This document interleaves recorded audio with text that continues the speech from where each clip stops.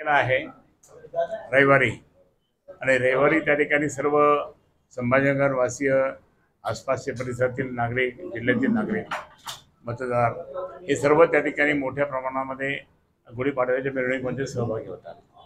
वेगवेगळ्या पद्धतीने त्या ठिकाणी म्हणजे ही मिरवणूक काढत असताना आपले वेगवेगळे संप्रदाय त्या ठिकाणी एकत्र येतात आणि त्या सगळ्या संप्रदायाच्या माध्यमाद्वारे ही मिरवणूक असते. आणि म्हणून मी माझी सर्व आपल्या दर्शकाद्वारे मी त्या ठिकाणी विनंती करतो सर्व नागरिकांना की आपण हिंदू बांधवांना भगिनींना मातांना की सर्वांनी मिळून त्या ठिकाणी आपण ह्या गुढीपाडव्याच्या मिरवणुकीमध्ये पारंपरिक वेशामध्ये आपण यावं. दुपारी 4 वाजता ही मिरवणूक संस्थान गणपतीपासून निघणार आहे आणि संध्याकाळी 7, 7:30, 8 वाजेपर्यंत खडकेश्वर मैदानावर झाले.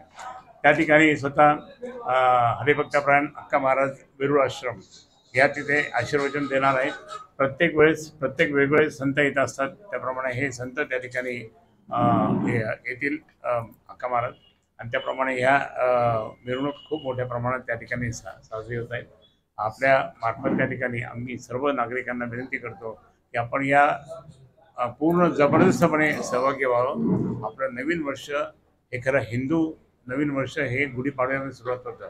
त्या गुढीपाडव्याच्या दिवशी त्या ठिकाणी आपण पारंपरिक विषयात येऊन या मिरवणुकीत सहभागी व्हावं अशी आग्रहाची नम्र विनंती मी आणि राजू विद्या करतो आणि बाकी सर्व पदाधिकारी करतात. थँक्यू.